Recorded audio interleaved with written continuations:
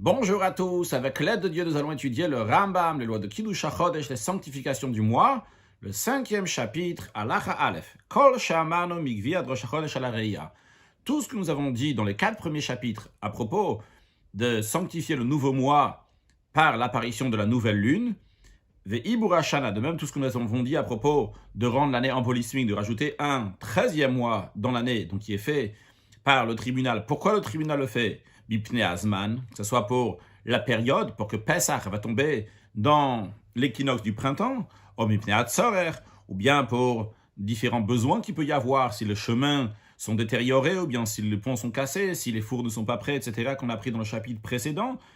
En osin oto el Sanhedrin sheberet Israël. Tout cela le fait uniquement le Sanhedrin. Le Sanhedrin, donc c'est le grand tribunal de 71 personnes, qui est en Eretz Israël. Donc dans la suite, on mentionnera le mot Sanhedrin sans expliquer, qu'il s'agit donc du grand tribunal.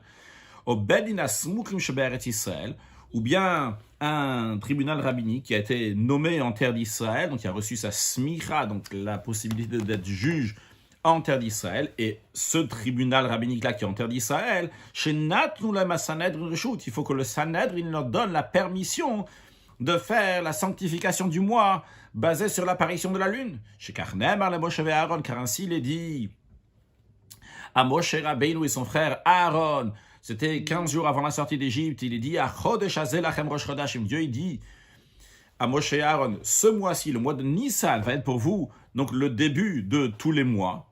Et puis Hashmoa Lamdo, donc par tradition orale, on a appris ish me ish de génération en génération d'homme mi Moshe Rabbeinu, depuis Moshe Rabbeinu, karu perush hadavar.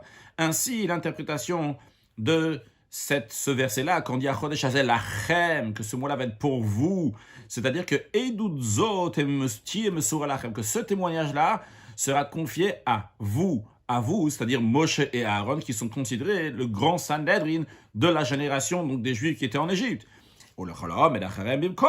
Et à tous ceux donc, qui vont les succéder dans la génération suivante. Donc, tout ça, le Rav nous dit ce qu'on a appris dans les 4 premiers chapitres. Et la manière comment on fait la sanctification du mois.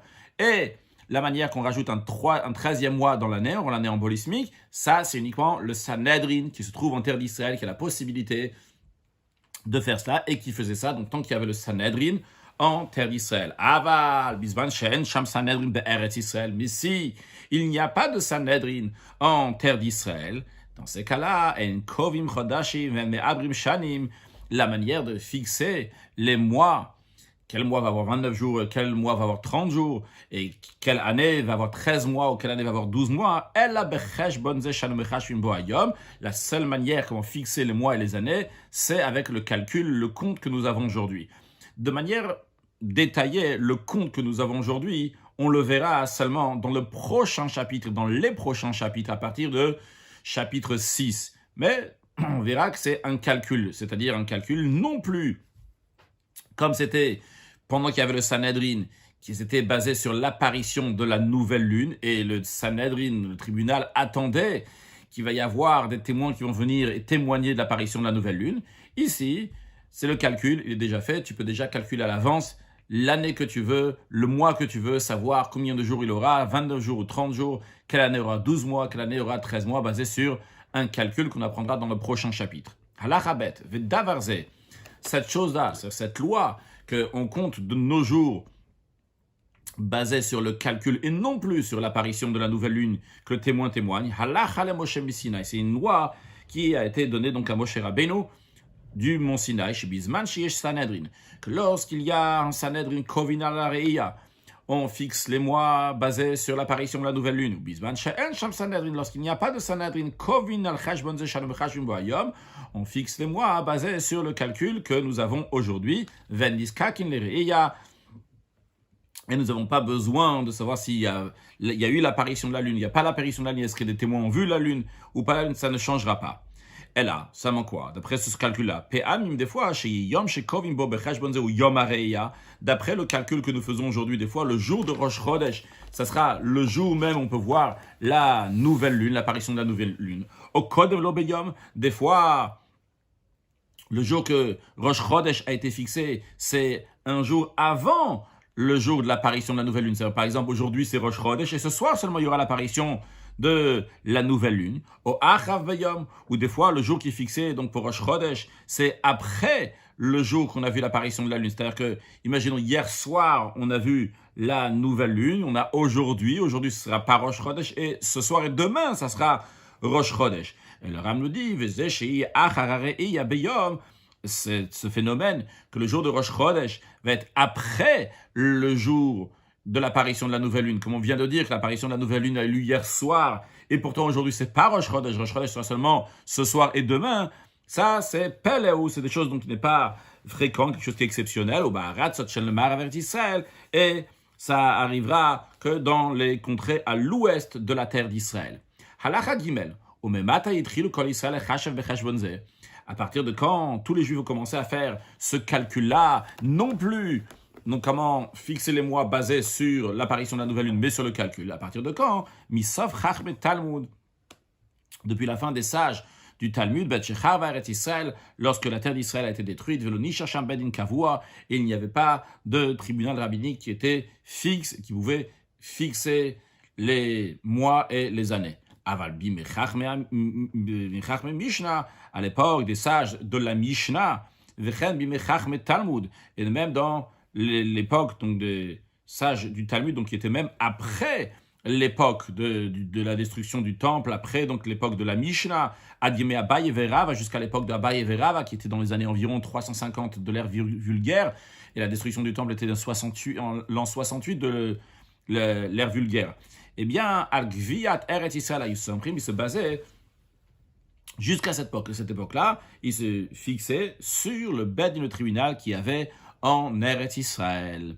Halacha Dalet, Kshaita Sanhedrin Kayemet, lorsqu'il y avait le Sanhedrin, Vehen Kovina Lareya, et eux fixaient les mois basés sur l'apparition de la nouvelle lune. Hayubne Eretz Israël.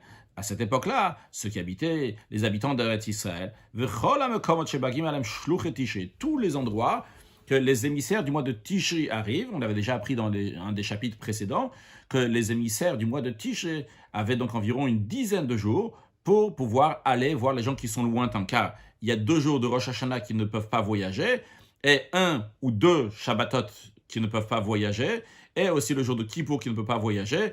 Donc on a au moins 4 jours, des fois même 5 jours que ces émissaires-là ne peuvent pas voyager.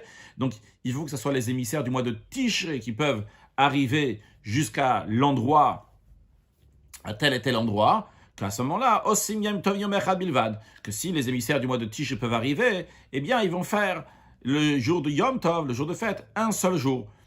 Comme on l'avait déjà appris avant, qu'il y a des Shluchei Nissan et des Shluchei Tishrei. Shluchei Nissan, c'est les émissaires du mois de Nissan, que ceux du mois de Nissan peuvent aller encore plus loin, vu qu'il n'y a pas Kippour au milieu, le 10e jour du mois de Tishrei, il n'y a pas le 10 Nissan, il n'y a pas un événement particulier qui est Yom Tov, qui fait que les émissaires ne peuvent pas avancer. De même, le jour de Rosh Chodesh Nissan, et le lendemain, les émissaires peuvent avancer, contrairement au jour de Rosh Chodesh Tishrei, c'est Rosh Hashanah, les émissaires ne peuvent pas avancer. Et on avait déjà expliqué aussi donc la raison pour laquelle donc il y a 29 jours, des fois 30 jours. Et c'est la nécessité de savoir que les émissaires de Tishrei vont arriver là-bas. Les autres endroits qui sont lointains, que les émissaires de Tishrei ne peuvent pas arriver, donc ils faisaient 2 jours par doute. Je répète ce qu'on avait expliqué avant, c'est que des fois, le mois il a 29 jours, le mois précédent, des fois il a 30 jours. Donc si le mois précédent il avait 29 jours, depuis 29 jours, je rajoute encore 14 et le 15e c'est la fête. Si le mois précédent il a 30 jours, je vais rajouter encore 14 et le 15e ça va être la fête. Donc vu qu'on ne sait pas si le précédent il avait 29 ou 30, on considère comme s'il avait 29, donc je compte 14 jours et le 15e sera la fête. Peut-être il avait 30, donc je compte 14 et le 15e ça va être la fête. Donc il y a 2 jours de fête. Les Vishilo Yodim Yom Shekavu Ben Eretz Israël Tachodesh, vu qu'ils ne savaient pas, ces gens-là qui étaient loin, que les émissaires de Tishrei n'arrivaient pas, ils ne savaient pas quel jour les habitants d'Eretz Israël ont fixé le nouveau mois. Halachae, Bazman Azeh She'en Sham Sanhedrin, de nos jours qu'il n'y a pas donc de Sanhedrin, ou Bed Din Shel Eretz Israël Kovin HaCheshbon Zeh, et le tribunal qui en Eretz Israël fixe les mois basés sur ce calcul-là. Encore une fois, ce calcul, on le verra seulement dans le chapitre suivant. Chapitre 6. D'après ça, la logique serait que tous les endroits, même les endroits qui sont très loin, vont faire seulement un seul jour, vu que c'est basé sur le calcul. Le calcul, on peut le faire de partout, il n'y a pas besoin spécialement d'être en Eretz Israël. Quand il y avait l'apparition de la nouvelle lune, il n'y a que le tribunal qui est en Eretz Israël qui peut décider, il y a 2 témoins qui ont vu la nouvelle lune, aujourd'hui c'est Rosh Chodesh. Donc ils vont dire, ce mois-là, il avait seulement 29 jours, ou ce mois-là, en 30 jours, vu que les témoins ne sont pas venus. Il y a seulement ceux qui ont en Eretz Israël qui peuvent décider ça. Mais de nos jours, c'est un calcul. Le calcul, on peut le faire n'importe où. Donc, logiquement, dans le monde entier, on devrait faire seulement un seul jour, comme Israël, comme les habitants de la terre d'Israël. Un seul jour de Yom Tov, un seul jour de fête. Car tout le monde s'appuie et fixe sur le même calcul. Mais, les sages ont institué, que on va faire attention, garder la coutume de nos ancêtres, que les ancêtres faisaient dans certains endroits 2 jours, bien dans les endroits où ils faisaient 2 jours, on va faire 2 jours, même si logiquement on peut faire le calcul et faire 1 jour. Halakha Vav. Les fichas, c'est la raison pour laquelle le Ram explique ce qu'on vient de voir maintenant. Tous les endroits que les émissaires du mois de Tishri n'arrivaient pas là-bas, à l'époque où les émissaires allaient et se dispersaient dans les endroits pour informer quel jour était Rosh Chodesh, mais si les émissaires de Tishri n'arrivaient pas là-bas, Yasu Shnei Yabim. Eh bien, tous les fêtes, ces gens-là qui habitent dans ces endroits-là, si les émissaires de Tishri n'arrivaient pas à l'époque, eh bien, de nos jours, même qu'on fait sur le calcul, eh bien, ces endroits-là, ils feront 2 jours. De la même manière qu'à l'époque, avant, lorsque les émissaires du mois de Tishri arrivaient, ils faisaient aussi 2 jours. Donc aujourd'hui aussi, ils font 2 jours. J'ai dit qu'ils arrivaient. Si les émissaires du mois de Tishri n'arrivaient pas, ils faisaient 2 jours. De la même manière aussi aujourd'hui, ils font 2 jours. Enfin, fil ou basmanaz, même de nos jours. De nos jours qu'on fait basé sur le calcul, qui aussi misman, de la même manière que lorsque ceux qui étaient en terre d'Israël fixaient le Rosh Chodesh basé sur l'apparition de la nouvelle lune, aujourd'hui aussi, c'est la même chose. Et les habitants d'Eretz Israël de nos jours, osim yom echad kiminagan, ils font un seul jour de fête, comme leur coutume depuis toujours, vu qu'ils n'ont jamais fait 2 jours, ceux qui étaient en Eretz Israël, vu qu'en Eretz Israël, les émissaires du mois de Tishri ont la possibilité d'arriver dans toute la terre d'Israël. Nimsa Yom Tov Sheni Shanu Osim Begaluyot, il se trouve que le 2e jour de fête que nous faisons en diaspora, Bazmanazé de nos jours, Midive Sofim, c'est d'ordre rabbinique, chez Tiknu Davazé, que eux, ils ont institué cette chose-là, qu'on fasse un 2e jour pour garder la coutume de nos ancêtres dans l'endroit où on se trouve. Halacha Zayin, Yom Tov Shel Rosh Hashanah. Le jour du Rosh Hashanah, du Nouvel An, Bizman Shayu Kovim Alareya, même à l'époque où ils fixaient le Rosh Hashanah, donc le Rosh Hashanah c'est le 1er jour de l'an, mais c'est aussi le 1er jour du mois de Tishri, et ils fixaient ce jour-là basé sur l'apparition de la nouvelle lune. Même à cette époque-là, Ayurov Bnei Eretz Israël, la majorité des habitants d'Eretz Israël, Osimot Shnei Yamim Tovim Misaf, et qu'ils faisaient 2 jours de fête, par doute. Pourquoi? Ils ne savaient pas quel jour le tribunal a fixé le mois. Le tribunal se trouve dans un endroit. Quand à l'époque, le tribunal se trouvait à Yerushalayim. Donc à Yerushalayim même, et dans tous les endroits où on peut marcher, il n'y a pas, parce qu'on sait qu'on ne peut pas aller plus loin que le Troum, il y a une certaine limite, que ce soit pour Shabbat, que ce soit pour Yom Tov, pour les jours de fête, on ne peut pas aller plus loin que 2000 coudées à l'extérieur de la ville. Alors, ceux qui étaient à Yerushalayim et proches de Yerushalayim, ils pouvaient être informés le jour même qu'est-ce qui s'est passé, Rosh Hashanah. C'est-à-dire, expliquons un peu plus, on se trouve à Yerushalayim. Imaginons que ce soir, aujourd'hui on est le 29e jour du mois de Elul. On va rentrer dans le mois de Tishri, peut-être ce soir, mais peut-être demain soir. Si le mois de Elul il aura 29 jours, alors ce soir c'est Rosh Hashanah. Si le mois de Elul il aura 30 jours, c'est demain soir Rosh Hashanah.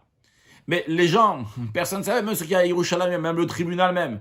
Ok, ils ont fait les calculs et ils savent que la lune va apparaître ce soir. Mais est-ce qu'il y a des témoins qui vont venir? On ne sait pas.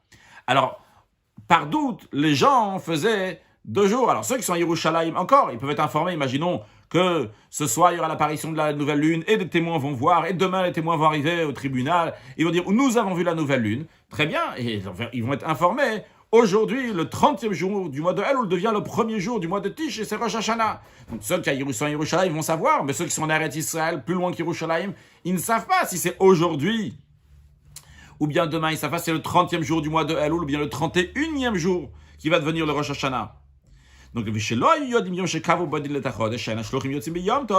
que les émissaires ne sortent pas ne part pas en voyage le jour de Yom Tov, on n'a pas le droit de dépasser le trou. Donc ils n'allaient pas pour publier même les endroits qui sont pas très loin de Yerushalayim, ils sont dans les 24 heures de Yerushalayim. Halachachet, le Rav va encore plus loin. Velood. Pas seulement ça, pas seulement que les endroits qui sont lointains de Yerushalayim, ils savent pas, elle a fil au Birushalayim, même dans Yerushalayim même, comme Beden, qui est l'endroit où le grand tribunal siégeait. Et dès qu'ils vont être Mekadesh le mois, ils vont sanctifier le mois, tout de suite on va savoir. Mais même là-bas, Yerushalayim, Pe'amim Rabot, très souvent, Yosim Yom Tov Shel Rosh Hashanah, Shnei Tovim. Il disait le jour de Rosh Hashanah, le nouvel an, 2 jours de fête. Comment ça? Sh'im lo ba'u edim kol yom shloshim. Eux, ils avaient leur calcul que la lune peut apparaître entre la nuit du 29 et du 30. Donc eux, ils attendent toute la journée du 30. Peut-être les témoins vont arriver. Mais tant que les témoins ne sont pas arrivés, quand même, le jour qu'ils attendaient les témoins, ils le considéraient saint, un jour donc de fête. Parce que peut-être les témoins vont arriver dans la journée. Encore une fois, imaginons qu'aujourd'hui, on est le 29 Elul. Et donc, ce soir, on va passer dans le 30 Elul. Et le tribunal attend demain, donc toute la journée, que des témoins vont arriver, a vu que peut-être des témoins vont arriver rétroactivement, on va dire, ah, aujourd'hui c'est Rosh Hashanah, donc Rosh Hashanah ça a commencé ce soir, la nuit entre le 29 et le 30. Donc dès la nuit entre le 29 et le 30, à Yerushalayim, ils considéraient déjà, et partout, ils considéraient déjà cette nuit-là, ce jour-là, donc qui est Kodesh, qui va être saint. Et ou le Machar Kodesh, et le lendemain aussi, ça va être un jour saint, c'est le lendemain aussi, le 31 va être aussi un jour saint. Pourquoi? Parce que si les témoins ne sont pas venus tout le 30e jour, alors on dit, ah, bon, on s'est comporté aujourd'hui comme si c'était un jour saint, parce que peut-être les témoins allaient arriver. Concrètement, les témoins ne sont pas arrivés aujourd'hui. Donc il s'avère que Rosh Hashanah n'est pas le 30e jour du mois de Elul, va être le 31e jour. Donc on avait 30 jours dans le mois de Elul, et le 31e devient le premier jour de l'année, donc Rosh Hashanah. Mais vu qu'on ne savait pas, peut-être Rosh Hashanah allait être le 30e jour, donc ce jour-là aussi, ils sont comportés comme si il était Kodesh. Donc le Rambam nous dit que même à Yerushalayim même, là-bas aussi, très souvent, ils faisaient 2 jours de Rosh Hashanah.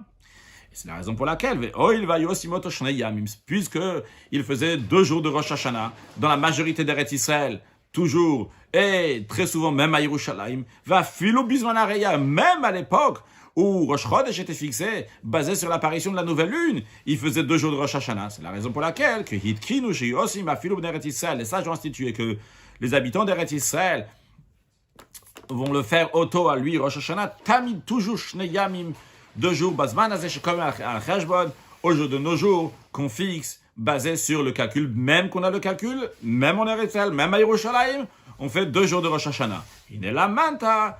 Donc le Ram nous dit, tu as appris, Shafilu Yom Tov Sheni Shel Rosh Hashanah, que même le 2e jour de fête de Rosh Hashanah Bazman Azeh de nos jours, Midivre Sofim, on le fait par ordre rabbinique. Halachatet. Enasiyat Yom Tov Echat Luya Bikrivat Hamakom. Le Ram nous dit, le fait de faire 1 jour de fête ou 2 jours de fête, c'est pas si on est proche de Yerushalayim ou pas.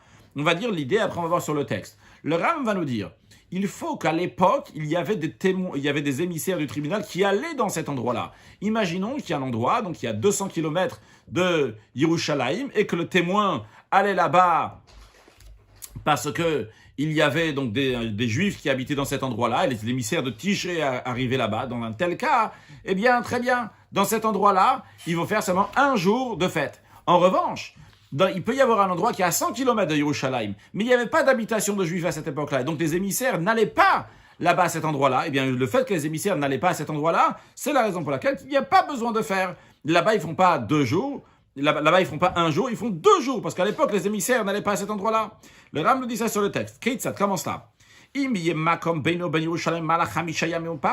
S'il y a un endroit que la distance donc pour y aller entre Yerushalayim et cet endroit-là, c'est 5 jours ou moins que 5 jours, c'est sûr et certain que les émissaires peuvent arriver jusqu'à là-bas. Quand même, on ne dit pas que les habitants de cet endroit-là vont faire 1 jour de fête. Qui nous dit, qui nous prouve que les émissaires allaient dans cet endroit-là qui a une distance de Yerushalayim de 4 ou 5 jours. Peut-être les émissaires n'allaient pas à cet endroit-là qui est seulement à 4-5 jours de Yerushalayim. Pourquoi ils n'allaient pas? Parce qu'il n'y avait pas de Juifs qui habitaient là-bas à l'époque qu'on fixait le nouveau mois basé sur l'apparition de la nouvelle lune. Donc les émissaires n'allaient pas là-bas. Peut-être c'est uniquement après qu'ils sont arrivés à fixer, basé sur le calcul et non plus sur l'apparition de la nouvelle lune, qu'à ce moment-là, il y a Shusham Israël, et c'est à ce moment-là que sont installés des juifs dans cet endroit-là.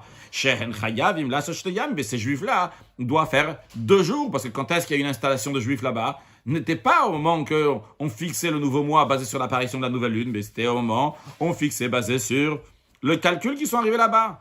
Ou peut-être, ou peut-être parce que il y avait une situation de guerre, derrière, dans l'endroit qui est entre Yerushalayim et l'endroit où on voulait là-bas, il y avait la guerre, et donc les émissaires ne pouvaient pas passer là-bas. Le Ram nous dit d'ailleurs, comme c'était entre l'endroit de la Judée et du Galil, donc du sud d'Eretz Israël, le nord d'Eretz Israël, à l'époque de la Mishnah, qu'on ne pouvait pas passer facilement d'un côté à l'autre, parce que les non-juifs empêchaient les émissaires de passer là-bas. Certains disent que c'était le Baitosim, donc les élèves de Baitos qui ne croyaient pas à la Torah orale et qui ne voulaient pas, donc qui va fixer le mois d'une telle manière, donc ils empêchaient les gens de passer là-bas. Donc, quelle que soit la raison, si les émissaires n'allaient pas à cet endroit-là, même si l'endroit il est proche de Yerushalayim, quand même, les juifs qui habitent là-bas et qui sont proches de Yerushalayim, mais quand même, proches. En tous les cas, les émissaires pouvaient aller à Yerushalayim jusqu'à là-bas chez eux. Si les émissaires n'allaient pas, quand même, ils doivent faire 2 jours. Halakha Yud. Et le Ram nous prouve, en disant, si cela dépendait uniquement, si ils sont proches de Yerushalayim ou pas, tous les habitants d'Égypte devraient faire un seul jour. Pourquoi? C'est tout à fait possible que les émissaires du mois de Tishré vont arriver jusqu'en Égypte, car en prenant la route par Ashkelon, pour aller de Yerushalayim jusqu'à l'Égypte, il y a une marche de 8 jours, en tout cas un temps d'aller de 8 jours ou moins. De même la majorité de Souria, ne pas confondre donc à la Syrie, mais ici donc c'est Souria, c'est une terre que le roi David il a fait la conquête, donc c'était juste à côté d'Eretz Israël, et c'est un endroit donc aussi que les émissaires peuvent tout à fait arriver là-bas. Et là-bas aussi, donc les Juifs devraient faire 1 jour et non pas 2 jours, et concrètement ils doivent faire 2 jours. Halamata, donc tu apprends. Tu apprends. Ça ne dépend pas si c'est proche ou c'est pas proche, c'est pas ça le point. À la Hayudalef, Nimsa Ikar Davar, il se trouve donc la règle. Si on fait 2 jours ou 1 jour, Alder Zokaru, donc basé sur ce qu'on a dit, c'est une telle manière. Tout endroit qui a entre l'endroit où il se trouve et Yerushalayim, le temps d'aller de 10 jours. Ils font toujours 2 jours, comme était leur coutume depuis toujours. Tu faisais 2 jours, car les émissaires du mois de Tishi peuvent arriver donc depuis Yerushalayim jusqu'à un certain endroit, s'il y a le temps d'aller donc 10 jours, ou moins que 10 jours. Mais si c'est plus que 10 jours, ils n'allaient pas là-bas. Donc si c'est plus que 10 jours, quoi qu'il arrive, il y a plus de 10 jours de marche depuis Yerushalayim jusqu'à cet endroit-là, eh bien les émissaires de Tishi n'arrivaient pas là-bas, donc c'est sûr et certain qu'ils feront 2 jours de Yom Tov, de fait. Tout endroit qui a entre cet endroit-là et Yerushalayim, il y a une marche donc de 10 jours de manière exacte au parot, ou moins que ça. Donc c'est possible que les émissaires du mois de Tishré arrivaient jusqu'à là-bas. On regarde, c'est pas suffisant qu'ils soient dans les 10 jours de marche autour de Yerushalayim, mais il faut voir, est-ce qu'il y avait des Juifs qui habitaient là-bas à l'époque, qui ont fixé les mois basés sur l'apparition de la nouvelle lune? Et quand est-ce qu'ils étaient là-bas? Kibbutz Sheni, lors de la 2e conquête, c'est-à-dire lorsqu'ils sont revenus à l'époque du 2e temple. Les Juifs ont été exilés après le 1er temple, après ils sont restés dans la terre 440 ans, plus encore 410 ans. Donc du premier Beth Amikdash, et après il y avait encore 70 ans donc qui étaient en exil de Babylone. Après quand ils sont revenus, ça c'est ce qu'on appelle le Kibbutz Sheni, la 2e conquête. Alors les endroits où ils habitaient, qui Gon Usha, par exemple la ville de Usha, Oshvaram, Elod, Yavne, Enov, Tveria, avec Kayetzebem, les endroits similaires, donc qui étaient dans des endroits qui étaient habités par des Juifs à l'époque où il y avait le Sanhedrin et qu'on fixait le nouveau mois basé sur l'apparition de la nouvelle lune. Osin Yomer Bilvad, tous ces endroits-là font uniquement un seul jour. De fait, Non, Veimotoama comme Souria. Si, ce temps-là, il est de Souria. Comme on a dit tout à l'heure, donc Souria, c'est un endroit que David Amelach, le roi David, a fait sa conquête. Que Gon, comme par exemple donc, les villes de Tsor et d'Amesek et Ashkelon, Vekayetzebem, des endroits similaires, donc qui sont proches. Et les émissaires de Tishri peuvent y arriver. Mais il n'y avait pas de juifs là-bas avec Kayotzeben, des endroits semblables, ou bien que c'est en dehors d'Eretz Israël. Alors, Souria aussi, c'est en dehors d'Eretz Israël, mais il y a certaines lois qui s'appliquent quand même là-bas, comme la terre d'Israël. Donc, voilà, le Rabbi dit Souria, après il dit comme Chutz Haaretz, en dehors d'Eretz Israël, comme par exemple Mitzrayim, l'Égypte, et Ammon et Moab. Ammon, aujourd'hui, c'est la partie est de la Jordanie actuelle. Le Moab, c'est la partie ouest de la Jordanie actuelle. Donc, ce qui est similaire à ça, ils font basé sur la coutume de leurs ancêtres à cet endroit-là. Im yom bechad, yom echad. C'est la coutume là-bas, de faire de un jour, ils font un jour. Im shteyam, si la coutume le fait de faire 2 jours, ils font 2 jours. Halacha yudbet. Makom shebeno ben Yerushalayim asara o pachot masara. Un endroit qui est entre où l'endroit et Yerushalayim, il y a 10 jours, moins que 10 jours. Vous souya, chutz haaretz, ve'en minag. C'est la Souria, ou qu'on a dit tout à l'heure, ou bien en dehors d'Eretz, il n'y a pas de coutume. On a dit avant, à la fin de la Chaïda, ils font comme leurs ancêtres, ils faisaient 1 jour ou 2 jours. Ils n'ont pas de coutume, mais ils sont dans les 10 jours à côté d'Yerushalayim. Ou bien c'est une ville qui a été installée dans le désert d'Eretz Israël. Quand on dit que c'est un désert, ça c'était déserté, c'est une nouvelle, donc un endroit, nouvel endroit habitable. Au Makom Sheshach Novo Israël, Ata, on doit que les Juifs sont venus habiter maintenant, bien que c'était déjà habité avant, mais c'était par des Goïm. Ces endroits-là, ils font 2 jours, comme la majorité du monde. Le Ram nous dit, à savoir, que à chaque fois qu'il y a un 2e jour de fête, c'est toujours par ordre rabbinique. Même le 2e jour de Rosh Hashanah, que tout le monde le fait de nos jours, c'est uniquement par ordre rabbinique. Le Rav nous dit que le fait que nous, ceux qui sommes en diaspora, on fait le compte, le calcul, pour ça c'est quand Rosh Chodesh, chacun il fait ça dans sa ville. Il dit, chez Rosh Chodesh, Yom Ploni. On dit nous, on est en diaspora, on dit basé sur le calcul, Rosh Chodesh va être tel jour, et telle fête va être tel jour. Alors le Ram souligne que c'est pas basé sur notre calcul à nous. On ne savait pas parce que nous qui sommes en diaspora faisons un calcul. Pourquoi? On ne peut pas rendre une année embolismique ou bien fixer des mois en étant en diaspora. Alors comment on fait un calcul alors? Pourquoi quoi sert de faire ce calcul? Le Ram dit, quand on fait ce calcul, nous sur quoi on s'appuie sur le calcul des habitants d'Eretz Israël, comment eux ils ont fixé.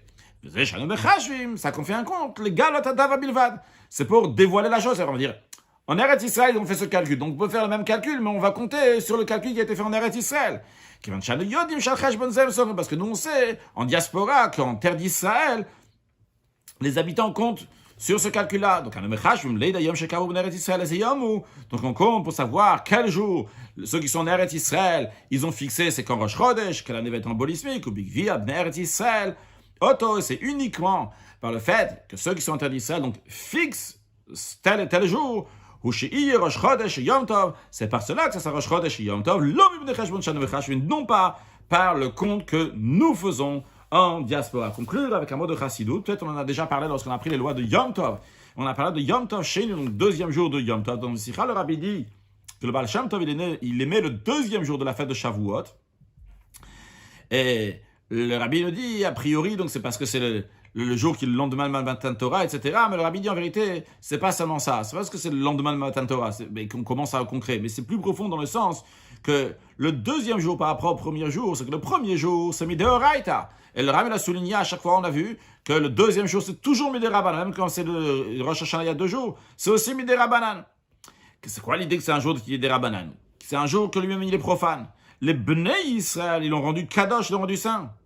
Et ça, cette qualité-là, donc du 2e jour, il y a la qualité qui est le 2e jour qui est le 2e jour de Shavuot, qui est le 7e jour du mois de Sivan. On a dit que le 7e jour du mois de Sivan, c'est quoi? C'est le travail que nous commençons à travailler. Le 6e jour du mois de Sivan, le 1er jour de Shavuot, c'est que Dieu, il a donné la Torah. C'est 1000 mal à la mat, du haut vers le bas. Mais lorsque ça arrive après le lendemain, le Shvi, ça, c'est du bas vers le haut, c'est notre travail à nous. Ça, c'est l'idée, donc quelque chose qui vient de Oraita, ce qui vient de la Torah, donc le 1er jour, Ça, c'est milmal à la mata, c'est du haut vers le bas, c'est Akadosh Baruch Hu qui le donne. Mais il y a une qualité, une particularité dans le dire betartonim, dans la demeure qui se fait ici-bas, quand ça vient milmat à la mala, du bas vers le haut, c'est nos efforts à nous, que nous, on s'élève, on va vers Akadosh Baruch Hu. Ça commence le 7e jour du mois de Sivan, donc le lendemain de Matan Torah. Et c'est l'idée générale que le Rabbi, il explique et développe toujours dans la philosophie, et c'est ramené souvent dans la philosophie chassidique, la dira betartonim, la demeure à Dieu ici-bas, se fait par le travail de nous, d'élever la matière et de la ramener vers Akadosh Baruch Hu, et de faire de ce monde-là entier une demeure à Akadosh Baruch Hu, comme on le verra très prochainement avec la venue de Mashiach Now. Excellente journée.